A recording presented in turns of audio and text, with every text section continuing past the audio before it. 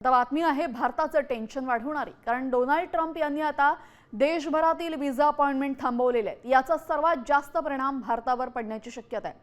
अमेरिकेने इमिग्रेशनवरील सक्ती वाढवली असून अमेरिकेने जगभरातील दूतावासांना व्हिसासाठी प्रशिक्षण देण्यास सुरुवात केली आहे। याचा कालावधी नेमकी किती असणार आहे हे मात्र अद्याप निश्चित झालेलं नाही।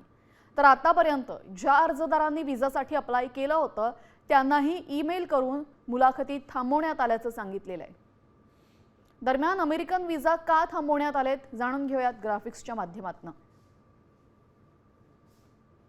अमेरिकेने जगभरात व्हिसा देणं अनिश्चित काळासाठी थांबवलंय।